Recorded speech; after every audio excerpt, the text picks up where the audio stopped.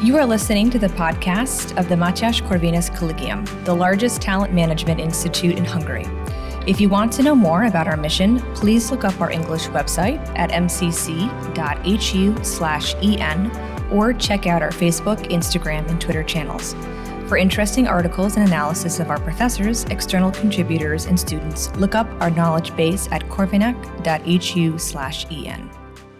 Welcome to the latest installment of the Fellow Talks podcast series. I am Julianna Róka, junior student of the Mathias Corvinus Collegium, and today my guest is Logan West of the Budapest Fellowship Program.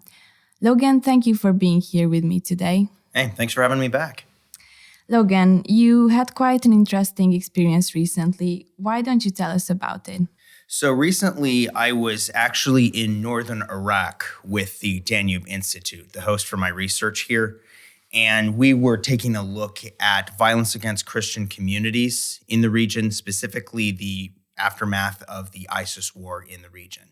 This isn't my usual line of study here in this country, but I have had previous experience in the Middle East, which Danube Institute took interest in and asked if I'd be willing to go along on this project. And it seemed like a really great opportunity, and man, oh man, was it.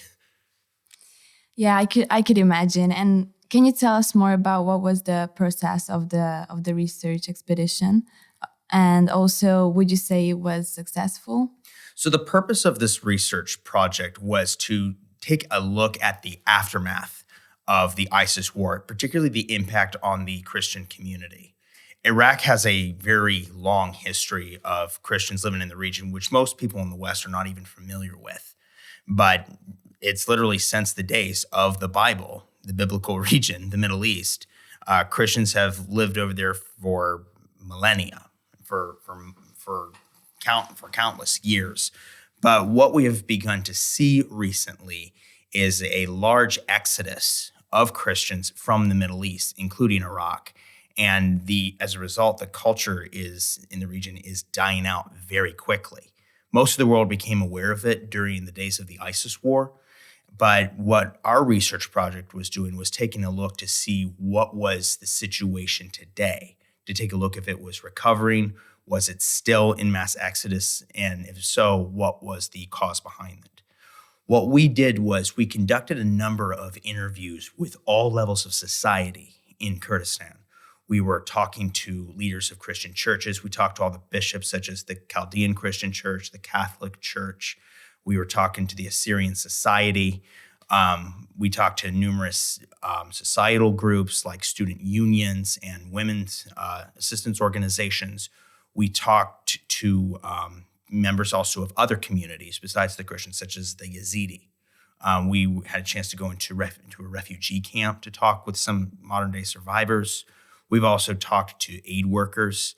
So we had a chance to, and then we've also talked to the highest levels of government. We've talked to people connected to the regional leadership, to national leadership. We've talked to Peshmerga commanders. We really had an incredible inside track into that society and talked to all members of all levels. So it was really an incredible opportunity. I would say in terms of our efforts to gather data and to get a real inside knowledge of the current status of the Christian community, as well as what its future looks like. I think we got a perspective that is second to none, honestly. Thank you. And my second question would be, what do you think is the reason for Hungary to participate in more and more international aid efforts recently? So when it came to our research, we were supported by Hungary Helps.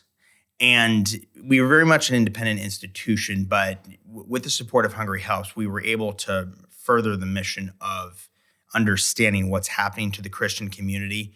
When it comes to Hungary's own international aid efforts, it has developed a doctrine that is strongly focused on Christians in need. Christianity has become the most persecuted religion in the world. If you take a look at the statistics, so just Open Doors USA. And as a result of that, that's why Hungary has focused its efforts there. Bear in mind, for Hungary, Christianity is a very, very powerful element to its national identity. traces all the way back to the days when the Magyars first came into the Carpathian Basin. And when King Stefan established the Kingdom of Hungary, Christianity was one of the central pillars. It tied them to the Catholic Church. It permanently intertwined its destiny with Western culture. And so I would say there's that cultural element that to an extent guides Hungary's doctrine and policy towards foreign aid. We have seen that most recently, I would say, in Turkey after the recent earthquake efforts. There's a large Christian community out there that's been persecuted for a while, and they were actually some of the worst hit from the earthquake in addition to the rest of society. We also saw refugees coming in from Syria and other areas to try to get access to aid because they've been in destitution for so long. And so Hungary actually deployed a rescue team over there to help find survivors after the earthquake, as well as provide some medical and material relief.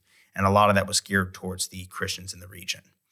Hungarians have always been giving and always tried to help when they can. But in terms of developing it into an apparatus and a construction, that's fairly recent for the Hungarian government. And that's through the organization Hungary Helps. So in the coming years, I would suppose that is what a lot of their efforts are going to continue to look like, which is going into areas and trying to help the Christian community specifically, since it's been so strongly persecuted.